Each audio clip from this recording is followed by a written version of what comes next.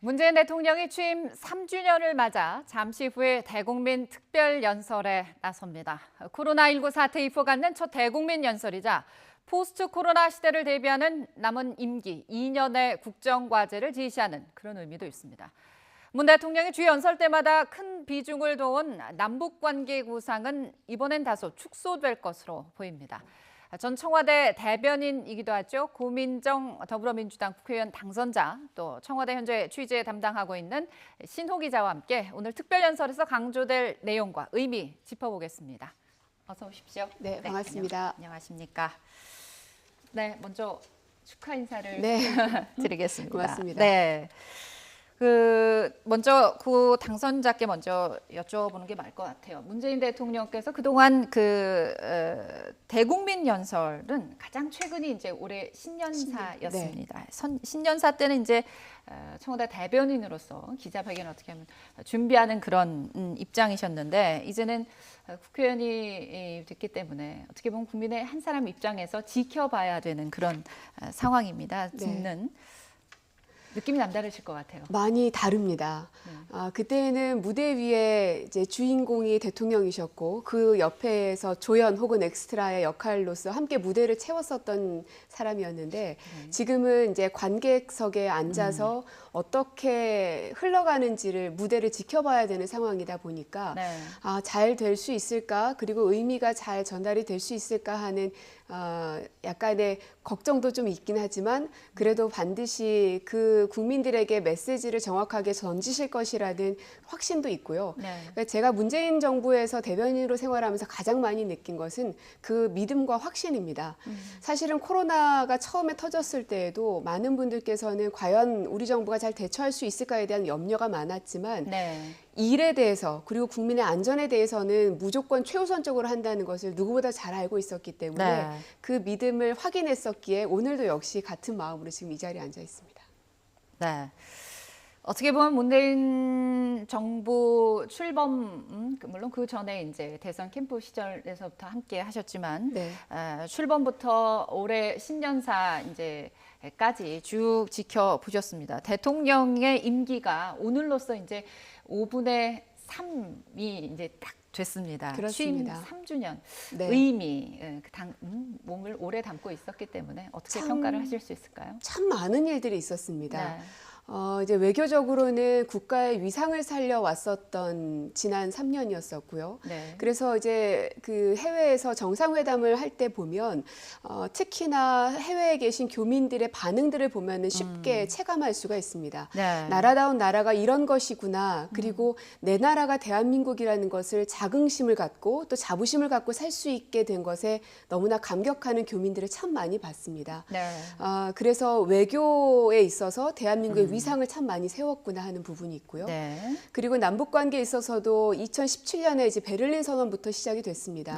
그때는 이제 북한의 미사일 발사가 연일이 있었기 때문에 과연 남북 관계가 문재인 대통령의 그 선언처럼 이루어질 수 있을 것인가에 대해서는 믿지 않는 시선들이 훨씬 더 많았었던 게 사실입니다. 하지만 그것을 성과로 만들어냈었고 남북 정상회담을 3차까지 이끌어냈었습니다.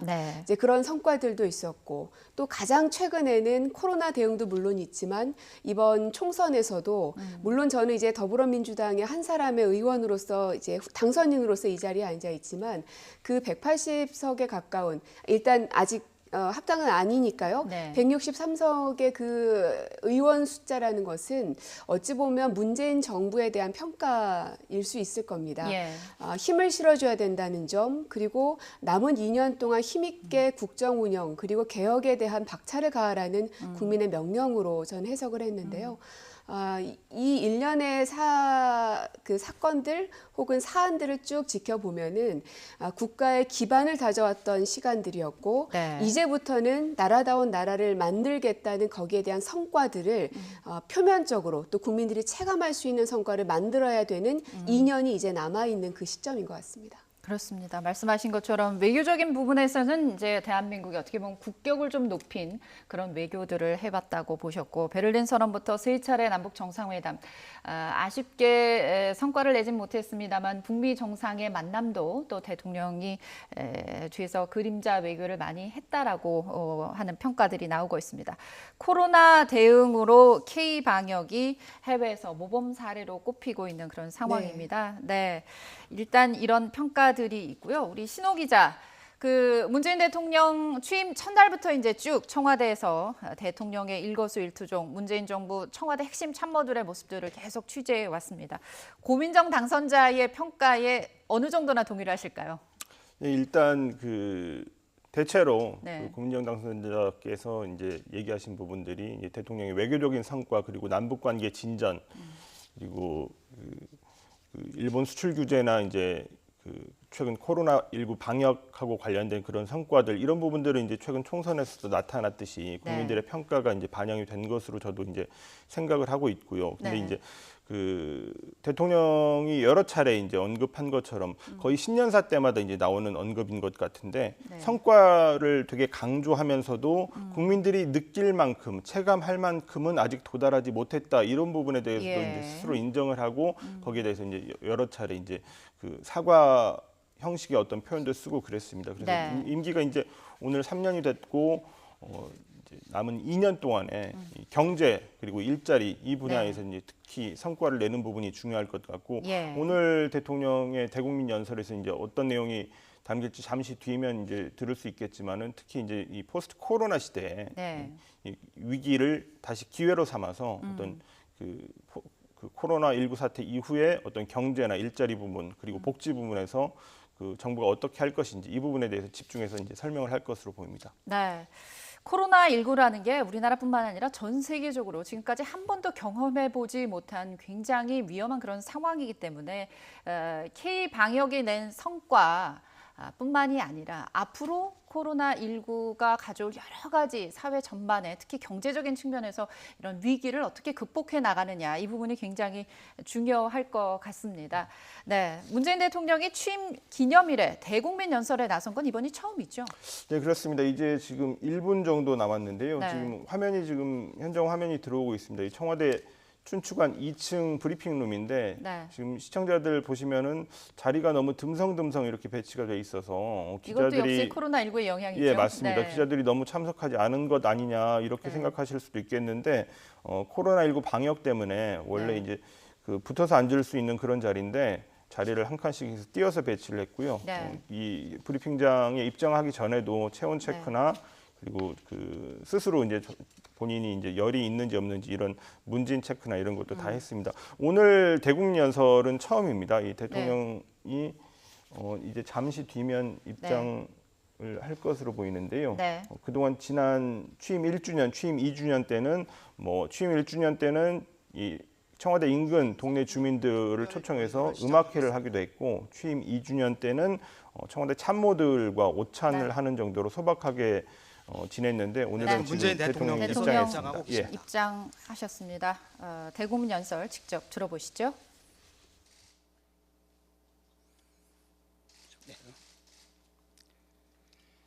존경하는 국민 여러분, 취임 3년이 되었습니다. 지난 3년 촛불의 염원을 항상 가슴에 담고 국정을 운영했습니다. 공정과 정의, 혁신과 포용, 평화와 번영의 길을 걷고자 했습니다. 하루하루가 살얼음판을 걷는 심정이었습니다. 어려울 때도 많았습니다. 그때마다 국민들께서 힘과 용기를 주셨습니다. 국민들께서 보내주신 한결같은 지지와 성원에 한량없는 감사를 드립니다. 남은 2년 더욱 단단한 각오로 국정에 임하겠습니다. 임기를 마치는 그 순간까지 국민과 역사가 부여한 사명을 위해 무거운 책임감으로 전력을 다하겠습니다. 국민 여러분, 우리는 지금 전 세계적인 격변의 한복판에 서 있습니다. 보이지 않는 바이러스가 세상을 송두리째 바꾸고 있습니다. 우리의 일상을 근본적으로 변화시키고 세계 경제를 전례 없는 위기에 몰아넣고 있습니다. 각국의 경제사회 구조는 물론 국제 질서까지 거대한 변화를 불러오고 있습니다. 피하고 싶어도 피할 수 없습니다. 정면으로 부딪혀 돌파하는 길밖에 없습니다. 하늘은 스스로 행동하지 않는 자를 돕지 않는다고 했습니다. 비상한 각오와 용기로 위기를 돌파해 나가겠습니다. 나아가 위기를 기회로 만들겠습니다. 기회는 찾는 자의 몫이고 도전하는 자의 몫이라고 했습니다. 국민과 함께 지혜롭게 길을 찾고 담대하게 도전하겠습니다. 지금의 위기를 새로운 기회와 발전의 원동력으로 삼겠습니다. 우리의 목표는 세계 속의 대한민국을 넘어서 있습니다.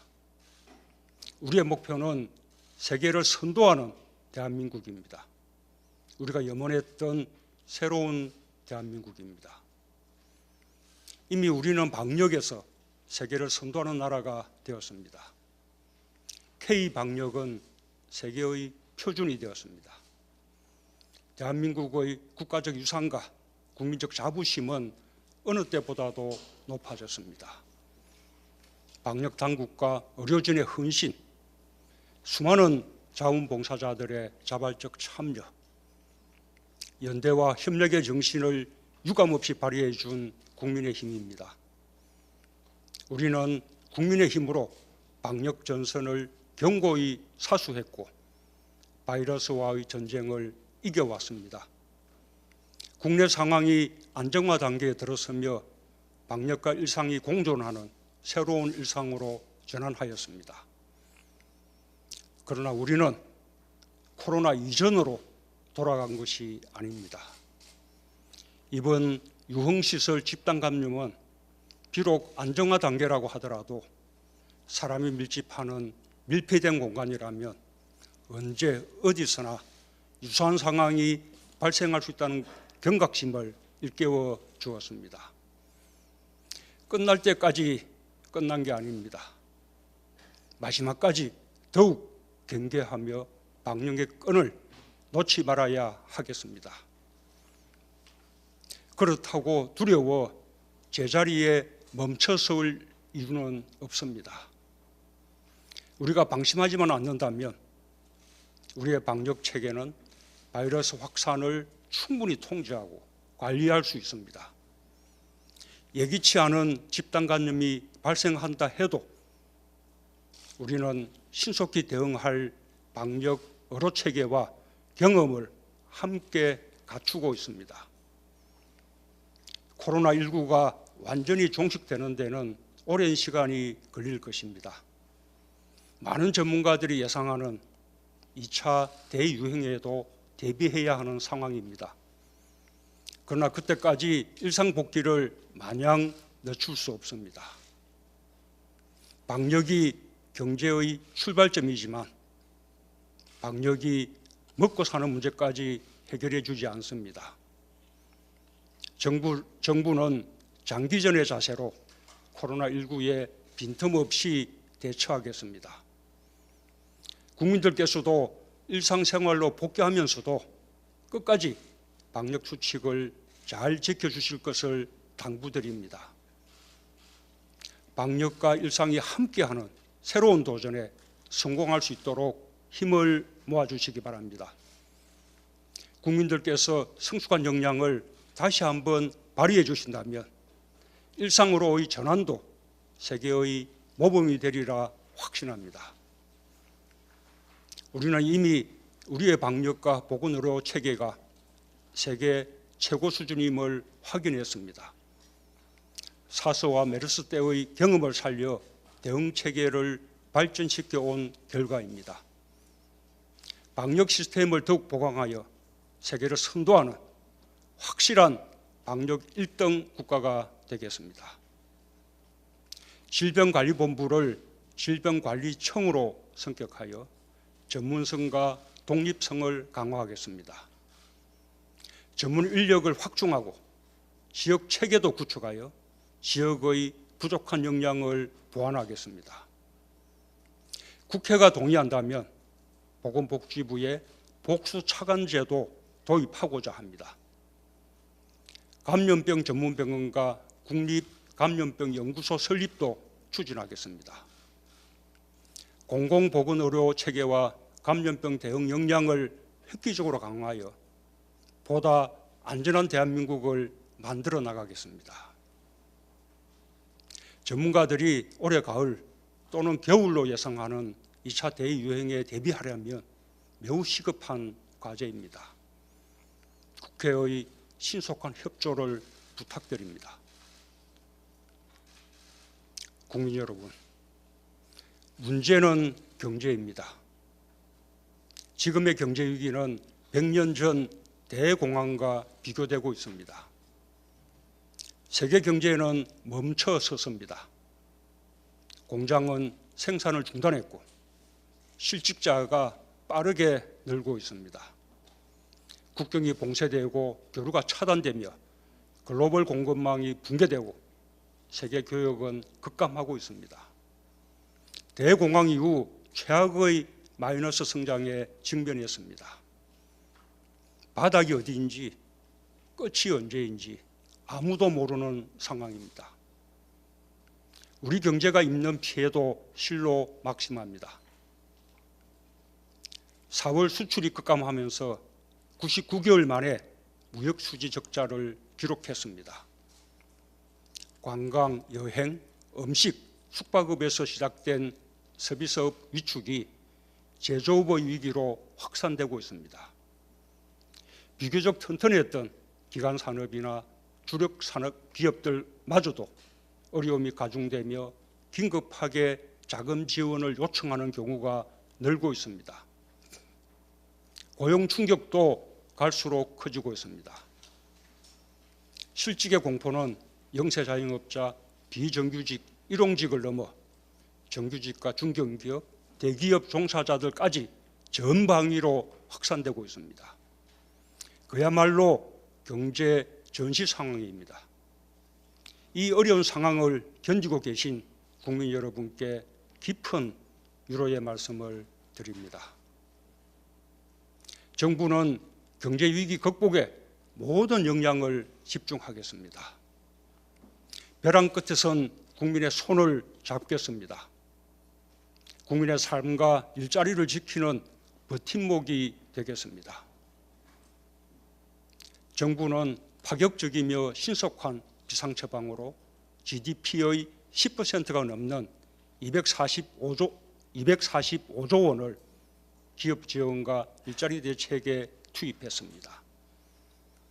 1, 2차 추경에 이어 3차 추경도 준비하고 있습니다. 앞으로 있을 더한 충격에도 단단히 대비하겠습니다. 정부가 할 수 있는 자원과 정책을 총동원하겠습니다. 다른 나라들보다 빠른 코로나 사태의 안정과 새로운 일상으로의 전환을 경제 활력을 높이는 전기로 삼겠습니다.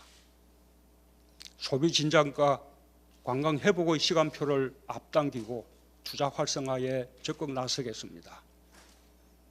제조업이 활력을 되찾도록 지원을 강화하며 위축된 지역 경제를 부양하는 데도 신속히 추진하겠습니다. 국민들께서도 경제의 주체로서 방역 수칙을 지키면서 소비와 경제 활동에 활발히 나서 주시기 바랍니다. 방역과 마찬가지로 경제 위기 극복도 국민과 함께 해주신다면 성공할 수 있습니다. 위기 극복의 DNA를 가진 우리 국민을 믿습니다. 정부는 국민과 함께 경제 위기 극복에서도 세계의 모범이 되겠습니다. 존경하는 국민 여러분, 코로나 이후의 세계 경제 질서는 결코 장밋빛이 아닙니다. 우리는 바이러스 앞에서 국제사회의 연대와 협력이 얼마나 취약한지 생생하게 보았습니다. 현실은 매우 엄중합니다. 각자 도생의 자국 중심주의가 더욱 커질 수 있습니다. 지금까지 세계 경제를 발전시켜 온 세계화 속의 분업 질서가 위협받고 있습니다. 개방과 협력을 통해 성장해온 우리 경제에도 매우 중대한 도전입니다. 위기를 기회로 바꾸지 못하면 살아남을 수 없습니다. 미래를 선제적으로 준비해야 하는 절체절명의 시간입니다. 국민 여러분, 저는 남은 임기 동안 국민과 함께 국난 극복에 매진하면서 위기를 기회로 바꾸는 데 전력을 다하겠습니다. 세계를 선도하는 대한민국의 길을 열어나가겠습니다. 첫째, 선도형 경제로 포스트 코로나 시대를 개척하겠습니다. 우리는 ICT 분야에서 우수한 인프라와 세계 1위의 경쟁력을 지니고 있습니다. 바이오 분야의 경쟁력과 가능성도 확인되었습니다. 비대면 의료 서비스와 온라인 교육, 온라인 거래, 방역과 바이오 산업 등 포스트 코로나 산업 분야에서 강점을 가지고 있습니다. 인공지능, 빅데이터 등 4차 산업혁명 기술을 결합하여 디지털 경제를 선도해 나갈 충분한 역량을 갖추고 있습니다. 혁신 벤처와 스타트업이 주력이 되어 세계를 선도하는 디지털 강국으로 대한민국을 도약시키겠습니다. 시스템 반도체, 바이오 헬스, 미래차 등 3대 신성장 산업을 더욱 강력히 육성하여 미래 먹거리를 창출하겠습니다. 대한민국은 세계에서 가장 안전하고 투명한 생산 기지가 되었습니다. 세계는 이제 값싼 인건비보다 혁신 역량과 안심 투자처를 선호하기 시작했습니다. 우리에겐 절호의 기회입니다. 한국 기업의 유턴은 물론 해외의 첨단 산업과 투자를 유치하기 위해 과감한 전략을 추진하겠습니다. 대한민국이 첨단 산업의 세계 공장이 되어 세계의 산업 지도를 바꾸겠습니다. 둘째, 고용보험 적용을 획기적으로 확대하고 국민 취업 지원 제도를 시행하여 우리의 고용 안전망 수준을 한 단계 높이겠습니다. 실직과 생계 위협으로부터 국민 모두의 삶을 지키겠습니다. 인류의 역사는 위기를 겪을 때 투자를, 복지를 확대하고 안전망을 강화해 왔습니다. 미국은 대공황을 거치며 사회보장제도의 근간을 마련하였고 우리나라는 IMF 외환위기를 건너며 기초생활보장제도를 앞당겨 도입했습니다. 지금의 코로나 위기는 여전히 취약한 우리의 고용 안전망을 더욱 튼튼히 구축할 것을 요구하고 있습니다. 모든 취업자가 고용보험 혜택을 받는 전국민 고용보험 시대의 기초를 놓겠습니다. 아직도 가입해 있지 않은 저임금 비정규직 노동자들의 고용보험 가입을 조속히 추진하고 특수고용 노동자, 플랫폼 노동자, 프리랜서, 예술인 등 고용보험 사각지대를 빠르게 해소해 나가겠습니다. 자영업자들에 대한 고용보험 적용도 사회적 합의를 통해 점진적으로 확대해 나가겠습니다. 고용안전망 확충은 우리 경제의 역동성을 위해서도 필요한 과제입니다.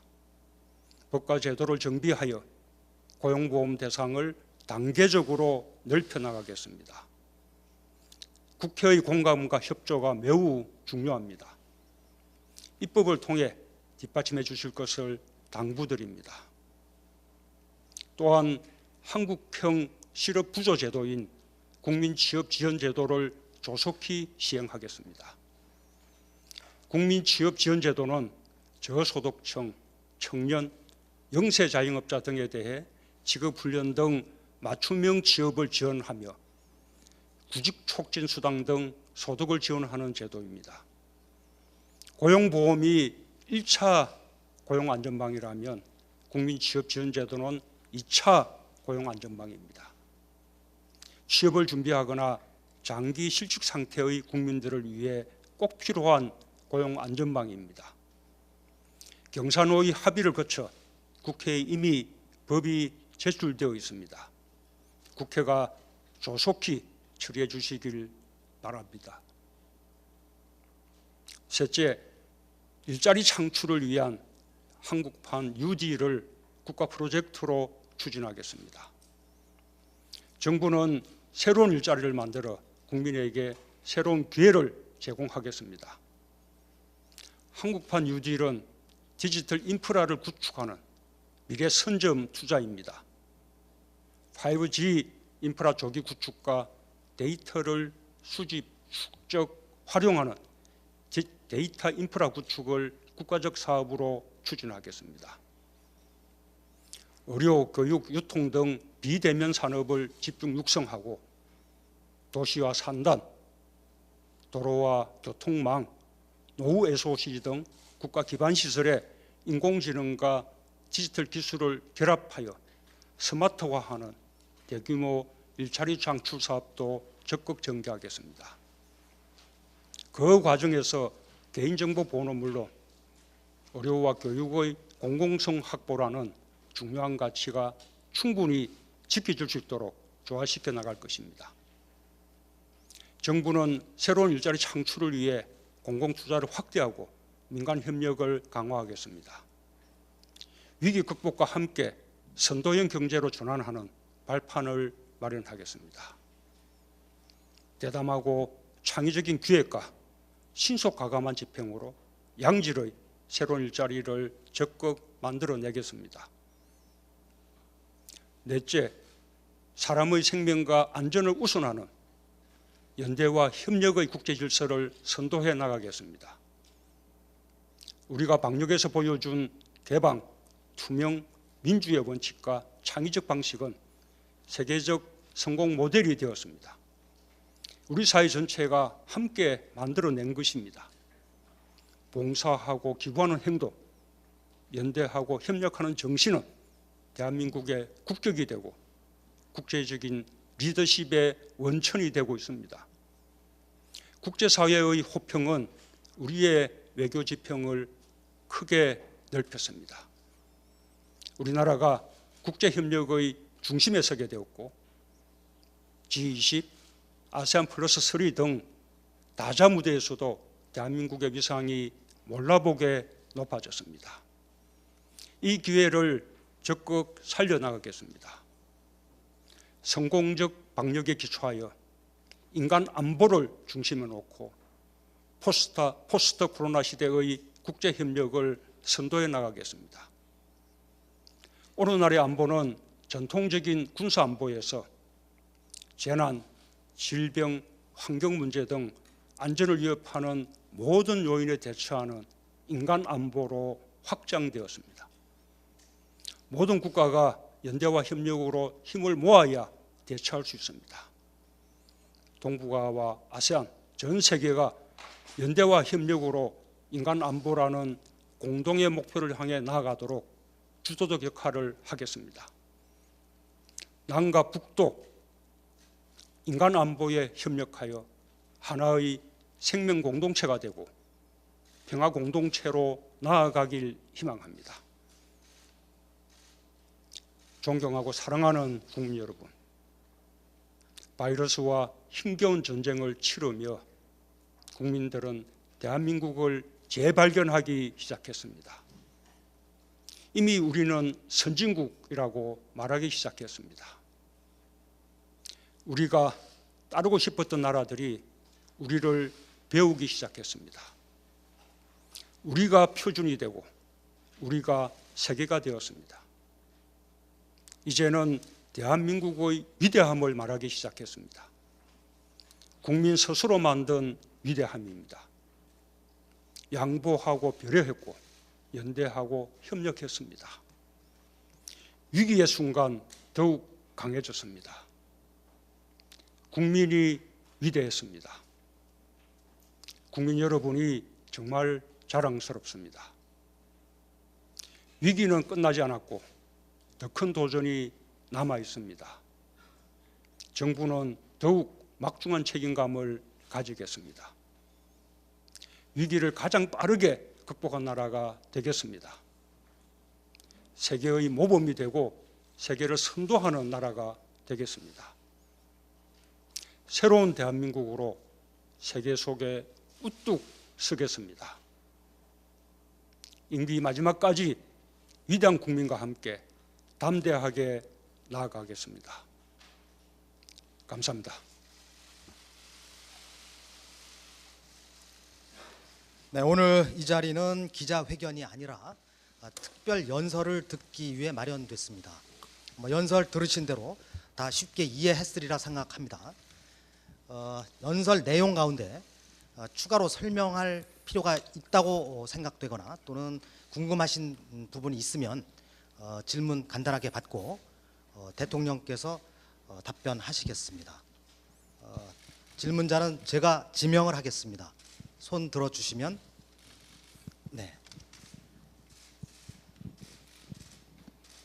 네, 한국일보 이동현 기자, 네, 질문해 주십시오.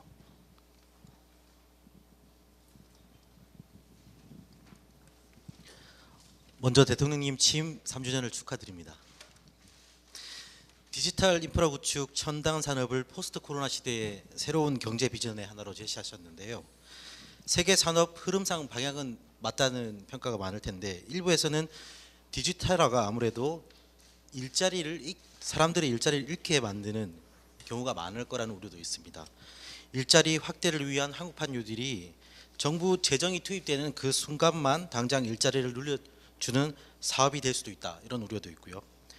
결국 평범한 시민들이나 취업 준비생들에게는 오히려 일자리를 빼앗는 결과를 초래할 수 있다, 이런 우려가 있습니다. 한국판 뉴딜이 기존 관련 산업의 배만 불리는 사업이 되지 않고 대한민국 국민 모두의 미래 먹거리를 만드는 사업이 될 수 있도록 하는 방안을 대통령께서는 가지고 계신지요? 예, 공감이 가는 걱정입니다. 예, 디지털 경제는 피할 수 없는 추세입니다. 이번 코로나 사태가 아니었더라도 가게 되어 있는 우리의 미래입니다. 그러나 이번 코로나 사태를 거치면서 여러 가지 비대면 거래들 또는 재택근무들을 활성화되면서 디지털 경제는 더욱 더 속도를 내게 되었습니다. 우리는 거기에 대비하지 않으면 안 됩니다. 말씀하신 대로 디지털 경제는 한편으로 새로운 일자리를 많이 만들어낼 것이지만 또 한편으로는 기존의 일자리를 많이 없애게 될 것입니다. 이분들을 어떻게 새로 생겨나는 새로운 일자리로 옮겨갈 수 있게 해주고 또 옮겨갈 수 있을 때까지 그 생활을 보장해 줄 수 있느냐라는 것이 앞으로 큰 과제가 될 것입니다. 그에 대한 대책은 지금까지 우리가 여러 차례 디지털 경제 대책을 발표하면서 이미 말씀드린 바가 있습니다. 오늘 디지털 뉴딜은 그거하고는 조금 다릅니다. 우리가 디지털 경제 시대를 선도해 나가려면 디지털 인프라를 구축해야 됩니다. 여러 가지 인프라가 있지만 가장 대표적인 것이 데이터 인프라를 구축하는 것일 것입니다. 데이터를 수집하고 입력하고 정리하고 그것을 축적하고 또 활용하는 방안을 만들고 그 속에서 개인정보가 침해되지 않을 수 있게 하는 그런 방안을 마련하고 하는 이 작업에는 많은 수작업, 인력이 직접 해야 되는 작업이 생겨나게 됩니다. 그 일자리를 대폭 마련해서 지금의 고용 위기에도 대응하고 그다음에 디지털 경제에서 대한민국이 선도하는 나라가 되겠다. 라는 것이 우리가 지금 말하는 일자리 뉴딜, 한국판 뉴딜로서의 디지털 뉴딜이라고 말할 수 있습니다. 네, 그러면 두 번째 질문 받겠습니다. 마스크를 다들 쓰고 계셔서 식별이 잘 안 되는데 자세히 보겠습니다. 네, 저 지역 언론 간사 맡고 계신 무등일보 김현수 기자 질문 해주시죠. 예, 무등일보 김현수 기자입니다. 대통령께서는 오늘 연설 중에 거의 3분의 2가량을 경제 분야에 집중하셨습니다. 코로나19로 인한 경제 위기는 수도권과 지역 가리지 않고 있습니다. 하지만 지역은 수도권에 비해 열악한 경제 여건으로 심각한 수준입니다. 이에 오늘 대통령께서 연설 중에 말씀하신 위축된 지역경제 부양 대책을 조속히 추진하겠다고 하셨는데 구상적인 대책은 어떤 것이 있으며 언제쯤 지역민들에게 알리실 계획이신지 답변 부탁드리겠습니다. 예, 안 그래도 지역과 중앙 간의 격차가 갈수록 심해지고 있습니다. 경제가 어려워지면 지역 경제가 더욱 앞서서 타격을 받고 또 지역의 고용 사정도 더욱 나빠질 수밖에 없습니다. 그에 대한 충분한 대책이 필요하다는 그 말씀에 공감합니다. 오늘 말씀드린 대책들도 전부 지역 경제를 활성화하는 데 초점이 모여졌다라고 말씀드릴 수 있습니다. 소비 진작과 관광 활성화 이렇게 대책도 지역을 중심으로 하는 것입니다. 이번에 재난지원금도 전부 지역에서 대부분 사용되도록 그렇게 설계가 되었습니다. 지금 지역 사업으로 되어 있는 여러 가지 생활 SOC 사업, 국책 사업, 또 예타 면제 사업 이런 사업들의 그 시행을 적극적으로 앞당길 것입니다. 뿐만 아니라 노후 SOC를 스마트화하는 이런 작업들도 전부 지역의 사업으로 시행될 것이라고 생각합니다. 얼마 전에 대구와 경북 또 우리 광주와 전남, 인천을 산단 대개조 지역으로 그렇게 지정을 했습니다. 공장 차원의 스마트화가 아니라 공단 전체를 스마트화하는 그런 사업들을 해나가면 지역 경제의 경쟁력을 높이는 데도 큰 도움이 되고 그 과정에 지역 일자리도 많이 만들어질 것이라고 생각합니다. 그렇게 해도 지역의 산업이나 고용 부분이 특별히 어려워지는 지역이 있다면 그런 지역에 대해서는 우리가 산업위기 지역 또는 고용위기 지역으로 지정하는 제도를 통해서 더욱더 특별히 지원하도록 할 것입니다. 네, 그러면 마지막으로 세 번째 질문 받겠습니다. 네, 이 줄 맨 뒤쪽에 YTN 김도원 기자, 예, 질문해 주시죠. 마이크 갖다 주시고. 네, 대통령님 안녕하십니까? YTN 김도원입니다. 오늘 연설에서 남북 관계에 대해서는 딱 한 문장만 언급을 하셨는데 그렇다면은 앞서 올해 신년사라든가 3.1절 기념사 이런 데서 제안하셨던 이런 남북 협력 사업들 그리고 김정은 위원장의 답방 합의 이행 제의 이런 것들은 모두 여전히 유효한 것인지 여쭙고 싶고요. 그리고 북한이 일체 반응이 지금까지 없는데 그것이 미국의 대선 결과를 기다리는 것이다 이런 분석들이 많습니다. 그렇다면 이런 상황에서 이런 남북 협력 사업을 신속하게 추진할 수 있는 어떤 방안을 갖고 계신지 그것도 여쭙고 싶습니다. 예, 오늘은 취임 3주년 연설이긴 하지만 국정 전반을 다 말씀드리는 것이 아니라 지금 우리가 당면하고 있는 여러 가지 경제 위기 또 국난 극복을 위한 대책 쪽에 좀 집중해서 말씀드렸다는 것을 이해를 해주시기 바랍니다. 아시는 바와 같이 이 남북 간에도 그리고 또 북미 간에도 아주 소통이 지금 원활한 상태는 아닙니다. 그러나 소통이 끊이지 않고 이어지고 있습니다. 그 이어지는 소통을 통해서 남북 간에도 또 북미 간에도 서로에 대한 신뢰와 대화 의지를 지금 확인을 하고 있습니다. 지금까지 그 남북은 북미 대화를 좀 우선해 놓고 추진했다고 볼 수 있습니다. 왜냐하면 북미 대화가 타결이 되면 남북 간의 교류와 협력을 걸림돌이 되는 많은 그 장애들이 일구에 다 해결이 되기 때문에 남북 관계가 더욱더 속도를 낼 수 있다고 그렇게 본 것입니다. 그러나 북미 대화가 당초의 기대와 달리 여전히 좀 부진한 상태에 있고 이것이 언제 성과를 낼 수 있을지 알 수 없는 상황입니다. 특히 미국의 이렇게 정치 일정들을 내다보면 더더욱 그렇게 말할 수 있습니다. 그래서 제가 거듭 제안하는 것은 이제는 북미 대화만 바라보지 말고 남북 간에 있어서도 할 수 있는 일들은 차단해서 해나가자.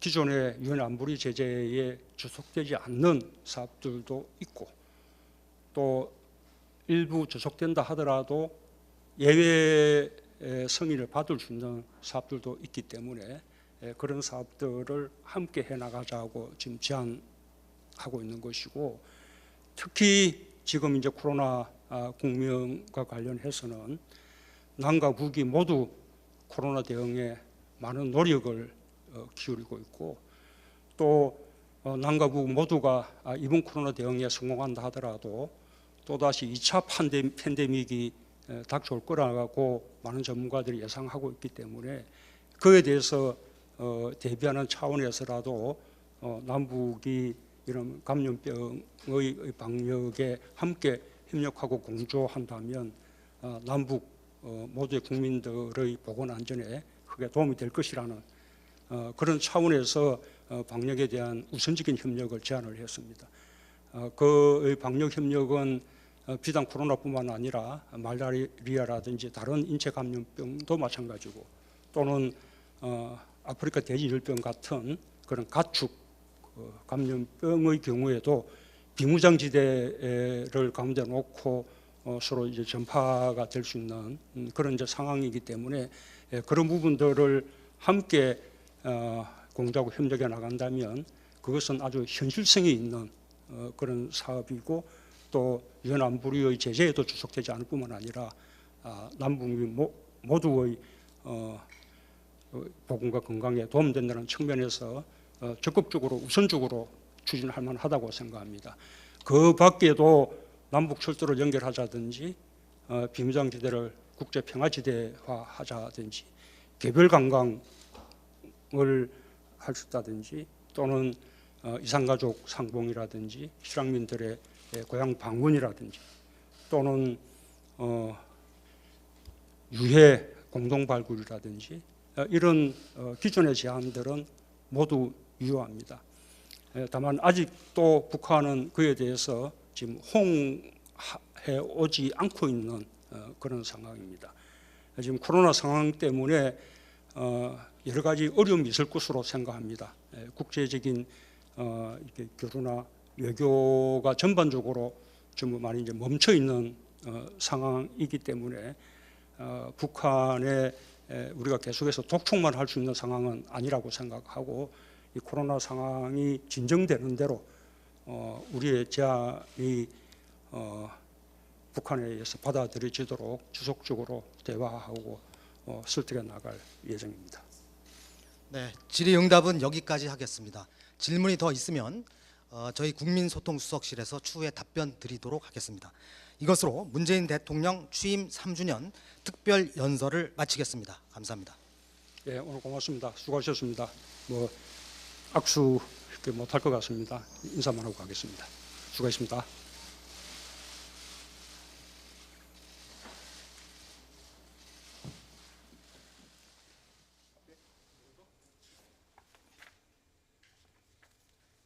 네, 지금까지 문재인 대통령이 취임 3주년을 맞아서 대국민 특별 연설하는 장면 직접 저희가 생중계로 지켜왔습니다.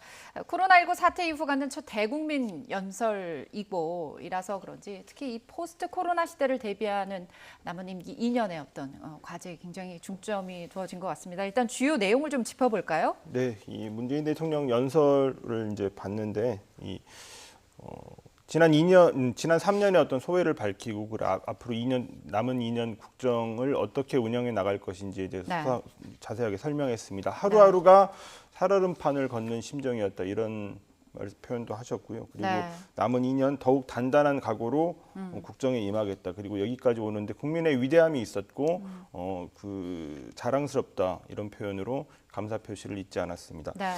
포스트 코로나 시대, 그러니까 코로나19 국면에서 정면으로 부딪혀서 돌파하는 길밖에 없다고 이제 말하면서 그 세계를 선도하는 대한민국을 만들어가겠다 이런 이제 언급을 했고요. 거기에 대해서 자세하게 이제 4가지 구상을 밝혔는데 먼저 우리가 잘 할 수 있는 뭐 ICT나 그리고 그 혁신 성장 그 분야로 선정된 그 3가지 산업 이런 분야에서 선도형 경제로 이 포스트 코로나 시대를 개척하겠다 이렇게 이제 구상을 밝혔고 그리고 두 번째로 오늘 뭐 그 처음 대통령이 언급한 부분인데 전 국민 고용보험 시대의 기초를 닦겠다. 그러기 위해서 이제 국회가 협조가 필요하니까 도움을 달라 이렇게 요청을 했고요. 그리고 세 번째로는 이미 이제 언급했던 내용인데 그 일자리 50만 개를 창출하기 위해서 한국판 뉴딜을 추진하겠다 이렇게 대통령이 언급했었는데 이 부분에 대해서 이제 국가 프로젝트로 추진하겠다 더 강력한 의지를 밝혔다고 볼 수 있겠고요. 그리고 4번째로는 이 연대와 협력 코로나19 대응 국면에서 문 대통령이 기본적으로 가장 강조하는 부분인데 연대와 협력의 이 국제 질서를 선도해 나가겠다 이렇게 표현하면서 인간 안보라는 개념을 사용하고 인간 안보를 지켜나가기 위해서 이 북한과도 그 협력해서 그 하나의 생명 공동체라는 개념을 지난번 4.27 판문점 선언 을 계기로 이제 문재인 대통령이 북한하고 우리가 이제 생명 공동체로서 이걸 평화 공동체로 발전시키자 이런 개념을 얘기를 했었는데 오늘 그걸 다시 한번 반복해서 강조했습니다. 네, 그 연장선상에서 또 인간 안보에 대한 언급이 있었습니다. 지금 주요 내용을 한 4가지 정리를 해주셨는데요. 그 중에서도 이제 가장 눈에 띄는 대목 중에 하나가 바로 전 국민을 상대로 한 모든 취업자가 고용보험 혜택을 받는 전 국민 고용보험 시대 기초를 놓겠다 이런 얘기를 했습니다. 구체적으로 어떤 좀 내용일까요? 아까 이제 기자 질문들 가운데 이제 첫 번째 질문하고도 맥이 닿아 있는 거라고 저는 좀 이해가 됐는데요. 그러니까 지금은 이 포스트 코로나 시대가 되면은 확실히 이제 디지털 경제로 모든 것들이 전환이 될 텐데 그러면 기존에 있는 일자리들은 없어지고 새로운 일자리가 창출되고 이러한 시기일수록 더더욱 그런 고용 안전망이 필요할 수밖에 없습니다.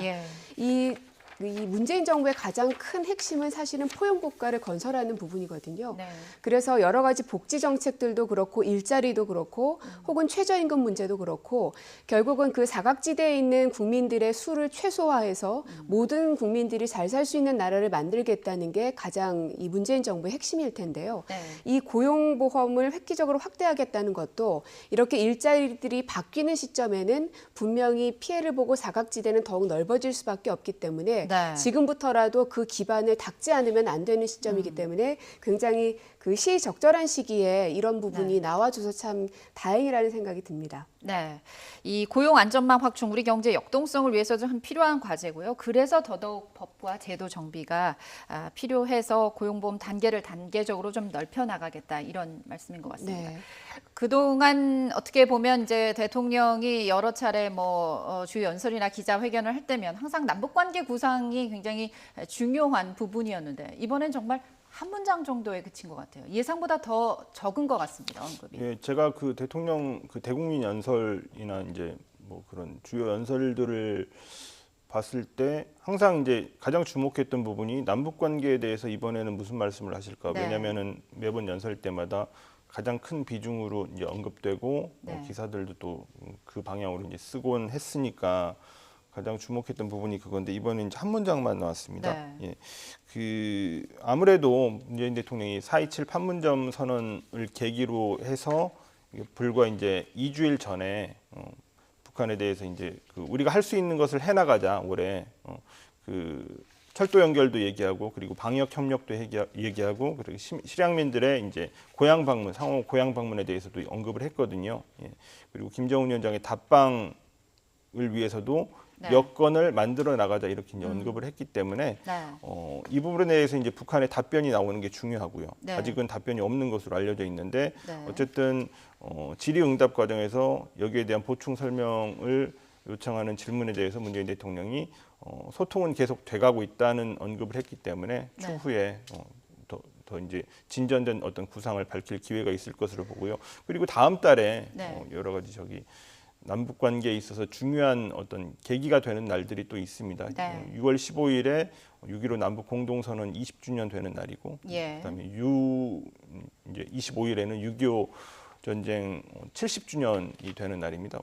올해가. 그렇기 때문에 이제 그 계기로 이제 대통령의 주요 연설들이 또 있을 테고 거기에서 보다 진전된 남북 관계 구상이 나올 것으로 이렇게 예측해 볼 수 있겠습니다. 그와 네. 더불어서 남북 관계는 결국은 그 하나의 그 흐름을 계속 이어가는 게 굉장히 중요한데 네. 대통령 말씀에서도 지금까지 제안했던 것들에 대해서는 여전히 유효하다라고 이제 답변을 주셨죠. 네. 그래서 이것들이 한 단계 한 단계 해결이 되거나 새로운 상황들이 발생했을 때는 당연히 이제 국민들께 알려드릴 것이고 예. 방금 말씀 주신 것처럼 앞으로 그 여러 계기들을 통해서 남북 관계에 대해서는 지금의 그 틀을 계속 더욱 공고히 하고 다시는 뒤로 돌아가지 않겠다. 반드시 앞으로 나아가겠다라는 의지를 계속적으로 보여주실 거라 생각이 듭니다. 네. 문 대통령의 남북 관계 구상에 대한 언급을 흐름을 보면 올해 네. 초부터 신년사부터 지금까지 일관된 게 네. 올해는 이 북미 관계만 바라보지 않고 남북이 네. 할 수 있는 일들을 네. 해 나가겠다 이런 언급들을 지금 반복하고 있거든요. 네. 오늘도 마찬가지였습니다. 네. 오늘도 역시